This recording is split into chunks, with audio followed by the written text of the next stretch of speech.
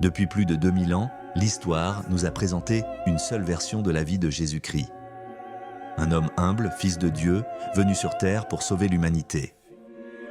Mais, et si cette version n'était qu'une façade? Derrière, les récits des évangiles se cachent des zones d'ombre. Qui était-il réellement? Pourquoi son histoire ressemble-t-elle étrangement à celle de figures mythologiques plus anciennes? Et surtout, qui avait intérêt à façonner ce récit pour contrôler les masses? Aujourd'hui, nous plongeons dans les coulisses de ce que certains appellent la plus grande manipulation de l'histoire. Une étoile miraculeuse, des mages venus de contrées lointaines, une vierge enceinte sans intervention humaine. Ces éléments sont au cœur du récit de la naissance de Jésus. Mais ils ne sont pas uniques. Avant Jésus, d'autres dieux ou figures mythologiques, comme Horus en Égypte ou Mithra en Perse, partagèrent des histoires similaires.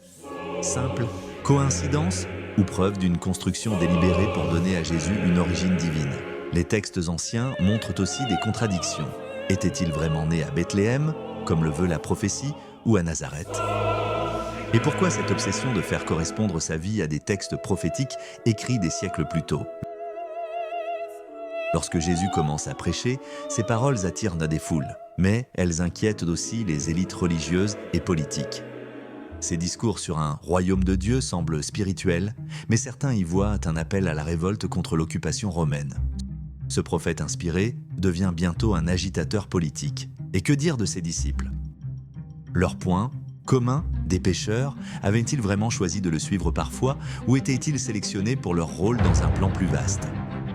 Des indices laissent le penser que sa mission était orchestrée avec une précision bien trop parfaite, pour être naturelle.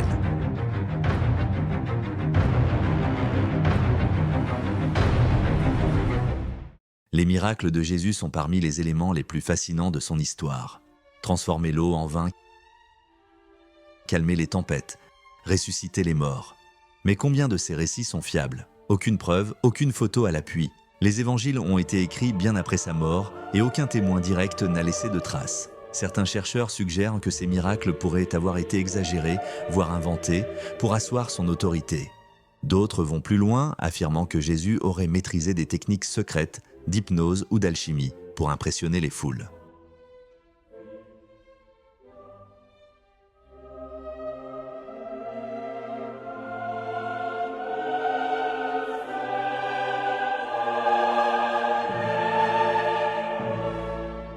Les documents apocryphes, souvent écartés par l'Église, on se demande pourquoi, révèlent d'ailleurs des versions bien différentes de ces événements. La crucifixion de Jésus est l'un des événements les plus documentés de son histoire. Mais les incohérences abondent. Pourquoi Pilate, un gouverneur romain réputé impitoyable, aurait-il hésité à condamner un agitateur local?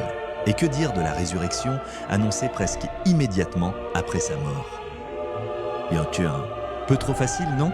Certains avancent l'idée que Jésus aurait survécu à la croix grâce à l'aide de ses disciples ou même de sympathisants dans l'élite romaine.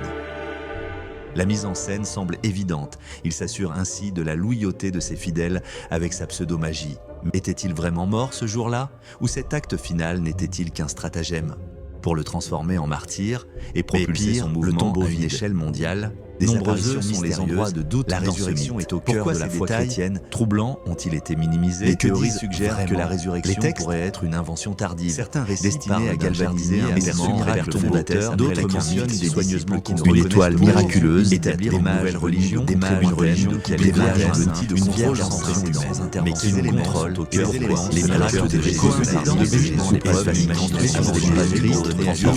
mythologiques, l'image mythologique, calmer les tempêtes, ressusciter les partager des images, combien partager des histoires similaires. Aucune preuve, aucune photo à l'appui. Les évangiles ont été écrits bien après délibérée et aucun témoin direct n'a laissé de traces. Les textes anciens montrent aussi des contradictions. Était-il vraiment né à Bethléem, comme le veut la prophétie, ou à Nazareth? D'autres vont plus loin. Et pourquoi cette obsession de faire correspondre sa vie à des textes prophétiques écrits des siècles plus tôt?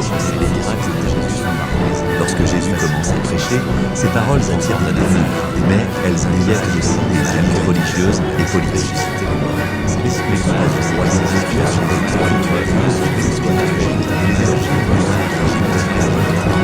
Ce prophète explique Grace devient bientôt un agitateur politique et